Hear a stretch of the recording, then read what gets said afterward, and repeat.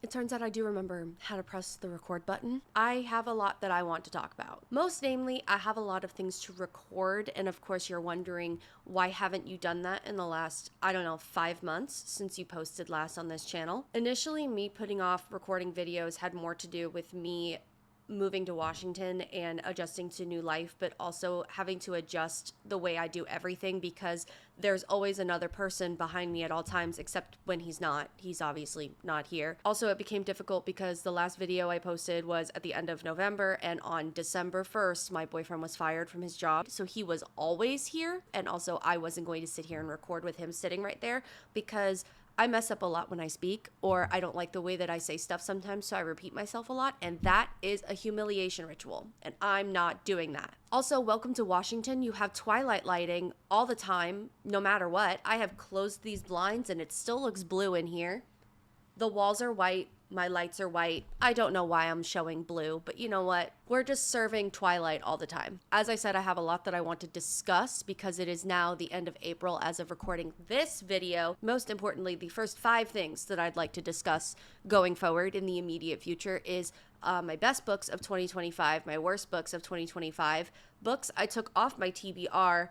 Did I finish my 2025 priority TBR? No, but I got about halfway there. I wanted to do a chaotic discussion of everything I've DNF'd in the last year and a half. I have talked about things I've DNF'd in the past, but I wanted to do like a whole video, and I haven't done one in a really long time. So it's DNF video like spanning a year and a half. So those are the 5 topics I want to talk about most immediately. I'm just now realizing I didn't bring up any of my Goodreads reviews, so pause for effect. In 2025, I read 47 books, and 11 are on the list for best books of 2025. And some of them I have talked about before, but just to get kind of my general thoughts as to why I rated them so highly or why I loved them so much. The first 2 are A Ballad of Songbirds and Snakes and Sunrise on the Reaping by Suzanne Collins. I have talked at length about how Sunrise on the Reaping made me scream, cry, and throw up. Most notably cry. It made me cry at least 3 times. But The Ballad of Songbirds and Snakes is a divisive pick because some people just didn't think that it was a necessary book. And I also believed that it was not a very necessary book. But when the movie was coming out, I was like, maybe I can make time. Maybe I can make time. And when I read The Ballad of Songbirds and Snakes, I didn't get what I thought I was going to get, which was the origins of a megalomaniac who was always a megalomaniac. Instead, we got this story about a boy who watched his parents get murdered by a rebel group, and then he was previously rich and he's still rich but at the bottom tier, and he desperately wants things to go back to normal. So he's very status quo, very return to brunch, very I want things to go back to the way they were at all costs, which includes him being at the top because that's the only place he's ever been. So when he has fallen down that social ladder and other people have risen up the social ladder that he feels as though are less deserving, that kind of made him angry, which is why his whole relationship with Sejanus was the way that it was. Not to quote my Goodreads review again, but I said that you understand how he got this way, that he's entitled, selfish, self-preserving, but pragmatic and complacent, as in complacent against government horrors because they're not being perpetuated against him, so why does he care? But of course he starts to care because of Lucy Gray. Was him losing her? Rightfully so. I don't like President Snow. I'm just saying that this kind of opened your eyes as to understand how this happens. I'm not saying I like the guy. I'm just saying that you understand how somebody gets to this point. Another reason why the Hunger Games prequels have meant a lot more to me is the little nuggets of information that we keep getting from Suzanne Collins that, yes, video analysts have talked about for years about how she has portrayed Panem as kind of this allegory for the United States as in some future version. Like people have been making maps of where the districts are across a map of the United States for a really long time, that District 12 is essentially the equivalent of the Appalachian Mountains, which I'm not going to put words in Suzanne Collins' mouth to say that that has been her intention this entire time, but that is something that the fandom has been noticing over the course of time. So with the continued focus on music and folk song and culture from Mockingjay, really, with the Hanging Tree song, into the Ballad of Songbirds and Snakes, and then into Sunrise on the Reaping, we're starting to see this like deeper culture involved as to this like lost the lost culture that came before where we are now. So what I mean by that is you see this really, really hard in Sunrise on the Reaping. And some people might consider this to be heavy-handed. I sobbed until I almost threw up. Haymitch's girlfriend is named Lenore Dove, and the name Lenore might, to some people who had an Edgar Allan Poe phase in middle school and early high school, set off a bell in your head, be like, oh, that's just like The Raven. And it is. Spoilers ahead for Sunrise on the Reaping, but the poem The Raven by Edgar Allan Poe, in the entirety of Sunrise on the Reaping, is presented to us, the audience, as a lost piece of media that Lenore Dove and the Coveys remember, but they don't remember who wrote it. They don't know its past. They just remember this is part of what's left of what came before. And there are other little nuggets about other writers and other like cultural tidbits of information about famous poets, about famous writers that are superimposed into this book that make you realize, oh, like this actually is like America in the future. And they don't remember the origins of all of these things that have become like lost media, but they remember it regardless. So it's all about the culture of remembering and the culture of embracing what we have lost in place of what we've replaced it with, which is the culture of Panem and the capital and everything. So towards the end of the book, as I'm sure it's not a spoiler to say that Haymitch just goes further into alcoholism. He is repeatedly thinking to himself about the lines of The Raven, which Lenore Dove told him, and that made me sob my eyes out, simply because I was like put into this location in my brain where I was thinking about there is a potential version of the future that I might not see, or that the people after me might not see,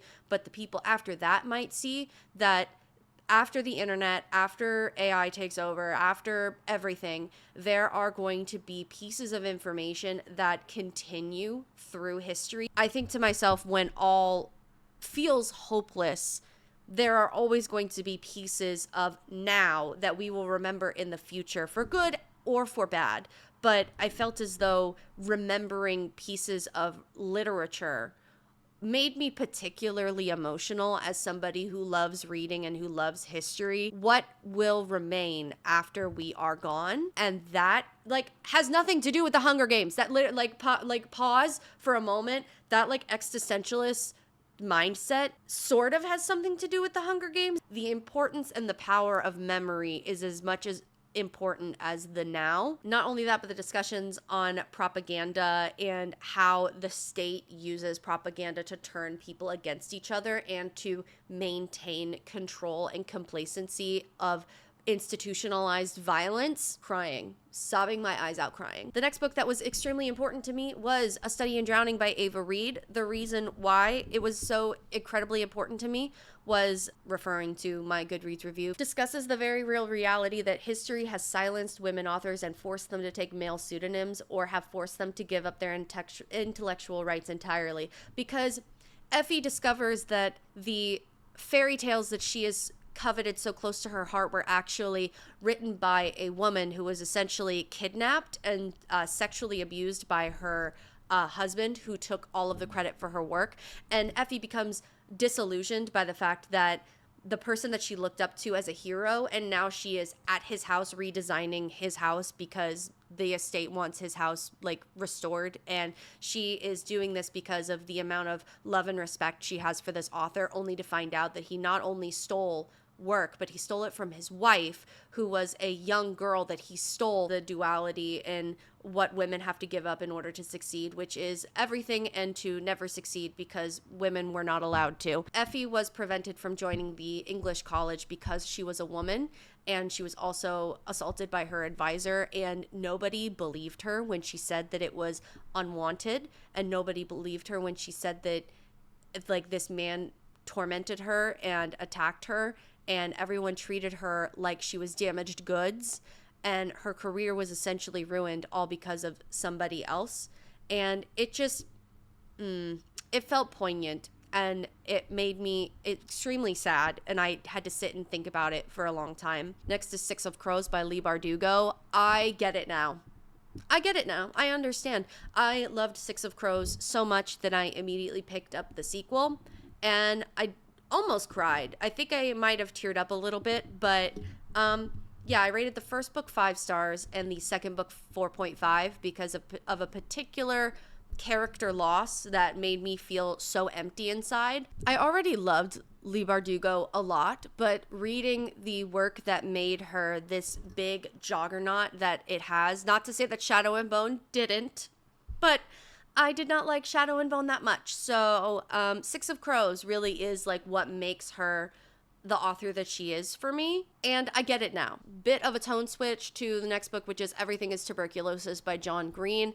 I've only mentioned it about 17 times, but I have a degree in public health with a concentration in infection control, so I studied pandemics and emerging diseases, and tuberculosis was a special interest of mine in public health and in bioarchaeology. The other disease I really liked to study was syphilis. So this was a fantastic nonfiction read for me. Not only was this book necessary to read, it was necessary to write, and we really have to thank John Green for doing the amount of humanitarian work that he is. I personally believe that he is on the level of Paul Farmer, and I think that the amount of good that the Green brothers do for the world is insurmountable and not quantifiable by any measure of science. So if you're really wanting to read a nonfiction book that really makes you rethink the world in terms of medical system structures and privilege, and how lucky you are to live where you are, that this isn't a problem for you, that you don't have to worry about dying from a preventable disease, or at the very least that you live in a place that has access to those things. And it really puts into perspective how big the world truly is, because there are people who don't have access to those things. And it realistically makes you extremely angry. It made me angry and it made me sad, but it was a necessary read that really put into perspective not just the state of the world and how tuberculosis is still not just an emerging problem, but a persistent problem in the world, but the ways in which stopping that has either been assisted or impeded. And I think that we could all do more to prevent preventable diseases. I think that we all could be doing more. I think that all of us have it within ourselves to be just even a little bit as caring about the world as John Green is when it comes to tuberculosis. Moving on to Divine Rivals, I have been thinking about this book almost pretty much nonstop. Now, the second book I liked a little bit less, simply because I found the brother Forrest to be extremely annoying, and every time he was on page I wished that he wasn't. But the first book, Divine Rivals, is perfect. And it is very rare for me to rate a romance book 5 stars, because there's very few times where I'll finish a romance book and I think to myself, there is nothing that I would change about this book, whether it be how the couple fell in love, how they went through the beginning part of their love, how they expressed it, any sort of third act conflict. There's a very rare instance where I think to myself, yeah, I wouldn't want that have to have been done any differently. I think something that really sealed the coffin on the 5-star read for me was the fact that the two leads got married in the first book in a 2-book series. It wasn't this like will they won't they thing for a 2-book series, and I really enjoyed that. It was a nice little change of pace that, yeah, you can fall in love, and when you know, you know. The next book that I thoroughly enjoyed in 2025 was Deep End by Ali Hazelwood. Now, is this a profound piece of literature? No. Is this kind of funny? Yes, it absolutely is. The reason why I find Deep End to be accidentally hilarious is that the setup being these two friends, and one of them has been in a long-term relationship with this one guy and says, things ain't going as good as everybody has thought it's been going, so we're going to take a break from each other. And you know what? You, my friend, have a lot more in common with him in the bedroom than I do. So how about the two of you just bang it out, and then we're all going to go back to our respective lives. And I think to myself, that is only a harebrained scheme that a college student could dream up. And you know what? Sometimes I find realistic character portrayals to be more funny than anything else. Because I think to myself, yeah, that is something that like a 20-year-old would come up with, saying, I've been dating this guy since I was 15, and turns out we aren't as compatible as we thought, but we're so used to being together, we want to end up together, but in the middle of our lives, we want to experiment and like drift apart for a while. And then they drift apart and you go, what? We drifted apart? That's crazy. So the third act conflict with Penny being upset that things aren't going to go exactly the way she wants, meaning she lets her boyfriend go and says, I give you permission to act single and bang my friend, and then go, what? You like banging my friend? That's crazy. That's something I would read about on Facebook in my hometown. I'm sorry. I thought it was deeply, like, kind of unserious and hysterical, but also the romance was good and the explicit scenes were good. So all in all together, I was like, I'm having a fantastic time. It's probably, no, Love Theoretically is still my favorite Allie Hazelwood book. I'd say it takes the number 2 spot just for simple hilarity and harebrained schemes that college students would come up with. And I just thoroughly had a good time. A deeply unserious, thoroughly good time, but a good time nonetheless. Emily Wilde's Map of the Otherlands. Now, I loved book 2. I hated book 3, and I will eventually maybe talk about that. But for the moment, let's just talk about Emily Wilde's Map of the Otherlands. Each book is exploring something different. So in the first book, it's more of an exploration of knowledge. In the second book, it's the exploration of place. And in the third book, it's the exploration of stories. So the first book, being an exploration of knowledge, is Emily trying to figure out information she doesn't know, and then finding out more information along the way that she didn't expect to find, and then cataloging that. And then the second book is talking about the exploration of place, because Emily is desperately trying to find a door that goes to another place, and trying to figure out the layers of reality between what we see, what fairy sees, and then what the truest like royal fairies see. And it's kind of giving this like layering of the world and the layering of reality. And in between all of that, Emily kind of figures out that there are 2 scholars that have been lost for a very, very long time, but they have been missing each other in terms of the layers of the world because their maps are not lining up correctly. So they keep missing each other in terms of time and place, actually. So Emily keeps running into this one guy who's looking for his long lost girlfriend, and he keeps showing up at the wrong time or in the wrong place. And when they finally come back together and they find each other because they keep going through all of these interdimensional doors, it's this secondary love story that made me connect with this so deeply. I'm sure I could have put this more eloquently closer to when I read the book, but I feel like that's the simplest way that I can explore how that made me feel. Next, I thoroughly enjoyed a duology. I don't know if it's going to stay a duology, but I read on Twitter about somebody who read this book, and it was book 2 in a series, and they enjoyed it so much I wanted to read it. So I said, I can't read the second book without reading the first book.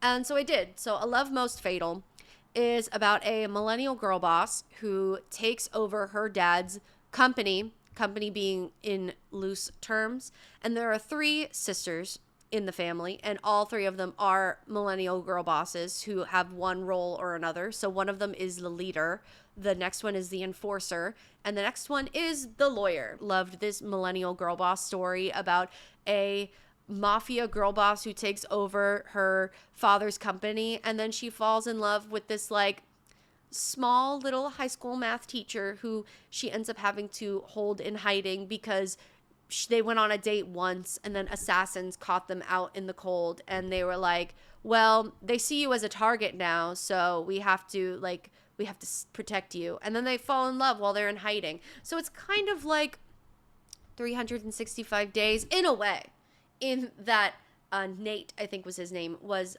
willingly under their witness protection, not like in 365 days where Laura was held against her will, but it's just kind of, it's campy.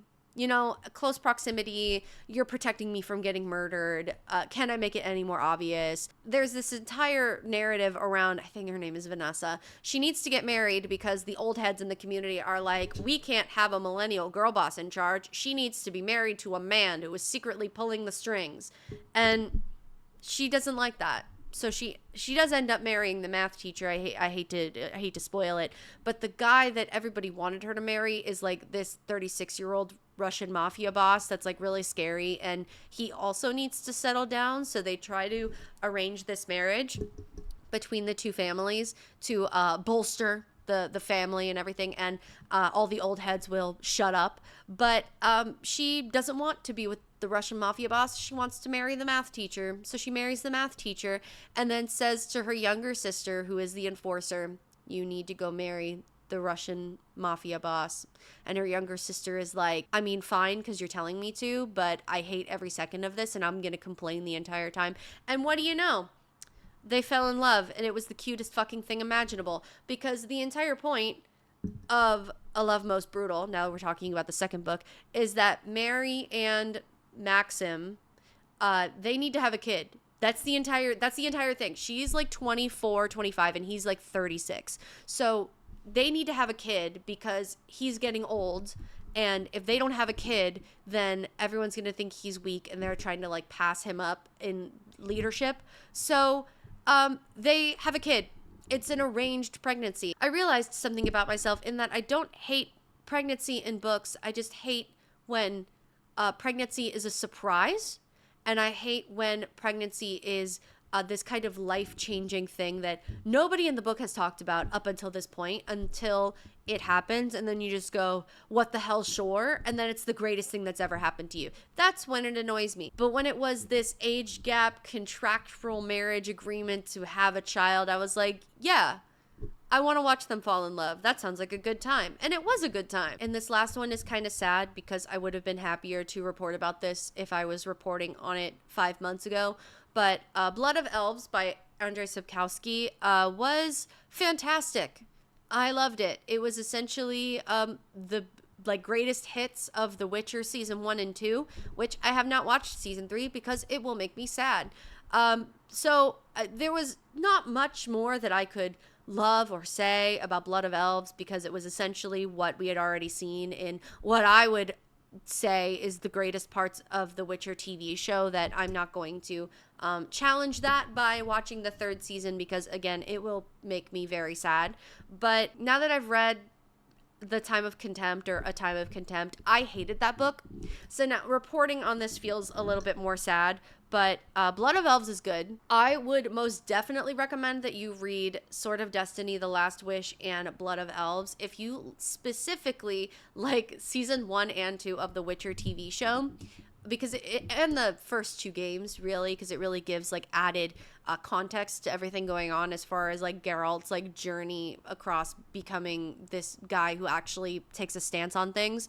But after Blood of Elves, I don't really know. I mean, A Time of Contempt really made me feel contempt, and I will talk about it because it legitimately made me upset, and I never ever want to, I think, continue this book. I think I'd have to be paid to finish the Witcher series at this point.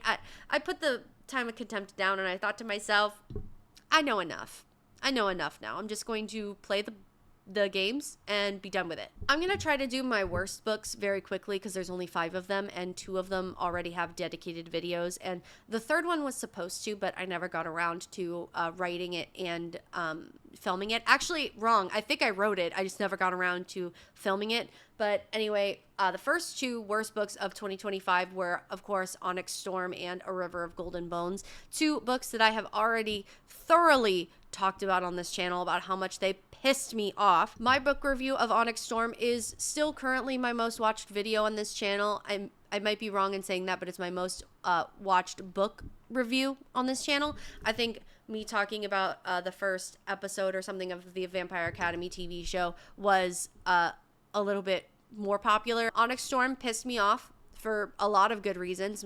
First and foremost, it ruined my birthday. and Rebecca Yarros, you are evil for that. A River of Golden Bones just made me sad more than anything else, but I have since read more things by that author that I have enjoyed, so I think it's just that series that's a no-go for me. The third book I absolutely hated in 2025 was Babylonia, and I hated Babylonia for the same reasons I had problems with Hamlet, in that I am very sick and tired of this genre of writing historical women into question marks, or at the very least writing historical women with like this mysterious foresight that they know everything about the future and that they know everything that's going to come to pass, and it influences everything that they do in the past. That's more of a complaint about Hamlet, but as far as Babylonia, that does get tossed around a lot in terms of prophecy and an over-reliance on prophecy to become self-fulfilling, and it kind of requires this like outside knowledge about the future, about what it holds and how that can affect your actions in times previous. And I was also extremely upset about the whole like brother incest thing, which I know I've definitely talked about it before. I just don't remember in what video. Semiramis gets married to the guy that's like in charge of the military, and she ends up having this weird relationship with the king, and she ends up marrying the king and having kids with him. But the dynamic in the middle of that is the fact that the military commander and the king are half brothers, and that is not something that we know as far as the historical record goes, because this is supposed to be a historical account about the woman that founded Babylon, and that it was supposed to be her story, but you got really engrossed in this whole discussion about the fact that the guy that she married was half brothers to the king, and the king had really unresolved but sort of resolved incestual sexual feelings towards his half brother, feelings that were explored at length emotionally and physically. So I was just confused as to why that was happening, because the only real two things that we know about Semiramis and her relationship to Onus and Ninus, I think are their names, is that Semiramis married the military commander, and he killed himself because the king pressured him to give Semiramis to him instead, and said, hey man, I want your wife, please let me bang your wife so bad, I want her so bad. And Onez was just like, no. And then Semiramis got with him anyway, and so Onez killed himself because he was being cyberbullied by his king to give up his wife. So that's like what we know. That's like what we know in like ancient tablets and like ancient history as to how these events unfolded. So why did the author make them brothers when they weren't brothers as far as we know in the historical record, but then also put in this like incest story? I would have preferred that they were not brothers and put in the incest story. I think that would have made it definitely more palatable. I don't know why we had to have both of those things at the same time. Semiramis is somehow seduced by the king, despite knowing that the king has sexual and incestual feelings for his half-brother. She ends up getting somehow seduced by him, and it's not really clear why, other than prophecy. She is just kind of like, oh, the prophecy says I'm going to do this. All right. Even though I love my husband, okay, I'm going to go do this anyway. And she gets with the king, and Onez finds out, and he kills himself in front of the both of them because Semiramis cheated on him with his half-brother that he also has unresolved incestual sexual feelings about. And the queen mother in this entire situation is just like, yeah, my son might be gay, but that's less of a problem than him not having another kid. That's the real problem. And I was like, what is going on? Have we, like, where is the plot? Because I think we've lost it somehow, because it's supposed to be about Semiramis and being the woman that founded Babylon. So why are we not talking about her? And then when we did talk about her, she was insufferable and annoying because she was over-relying on these prophecies about how great her life was going to be. And it's like, how do you know? Other than some sort of like really deep religious fervor in believing about prophecies that you manifest it so hard. You manifest this prophecy so hard that it happens. I mean, of course, Hamlet did the same thing where it kind of had Agnes being whispered to by the women of the future about the fact that one of her twins would die, and then she accidentally wished for one of them to not die, and then the other one died instead, and then she carried with her this grief about being sad that the child that she wished would survive actually died or something. I don't know. It was a very strange exploration of this historical woman. Maybe I should have added it to this list, but I thought that Hamlet was at least redeemable in a different way, talking about like maternal grief and having twins and the preferential treatment of twins that might happen. I thought that book was a little bit more redeemable, so it didn't make this list. But you know what did was A Serpent and the Wings of Night. Reading this absolutely destroyed my faith in people recommending me good romantasy as far as Kindle Unlimited goes, because I'm still trying to go through all of the books that people have read since romantasy emerged from its gigantic eggshell. I thought to myself, A Serpent in the Wings of Night sounds something like it is right up my alley. And let me tell you, it is so fucking dumb. Not only did A Serpent in the Wings of Night make me lose all faith in the book talk recommendation community, as if I had much faith left. I think this book is a combination of Witcher and the Underworld fanfiction. And I think that we should talk about that more often. Not that I think that books that are very obviously fan fiction are bad, but I think that we should talk about that more, as if like, I don't know, I think that we should bring it up more. I think we should be like, this reminds me of something, and that could be a good thing or it could be a bad thing, because familiar things feel good sometimes, but sometimes it feels bad. So I think that we should bring that up. The last book that thoroughly pissed me off in 2025 was, unfortunately, Great Big Beautiful Life by Emily Henry. I called this Motherhood and Grief the Musical, and also I said this is like Emily Henry writing The Seven Husbands of Evelyn Hugo. This is a book that Reese Witherspoon is going to adapt into a movie, like a Hello Sunshine production coming near you. This is like primed for Reese Witherspoon to turn it into a movie starring herself. I said that this movie trailer will have The Last Great American Dynasty and Marjorie playing in the background, and you will think it's cringe. It will get several Oscar nominations. And I don't want to compare this book too much to The Seven Husbands of Evelyn Hugo, because it is similar in that it is a journalist talking to a reclusive starlet, and it's talking about writing a biography, but the story of Evelyn Hugo is about Evelyn Hugo, but the story about Great Big Beautiful Life is about Alice more than it is about Margaret, I think her name is. Light spoilers ahead from what I can remember from Great Big Beautiful Life, but the whole of Margaret's story is that she ends up getting into a car accident that kills her husband, which there's also a car accident that kills somebody in Evelyn Hugo, but I digress. She's in a car accident that kills her husband, and she finds out that she is pregnant afterwards, and she ends up giving up that baby for adoption, and she regrets it for her entire life. And that is a very sad thing. Very, very sad thing. I'm not saying that that made me upset. That is a very sad thing.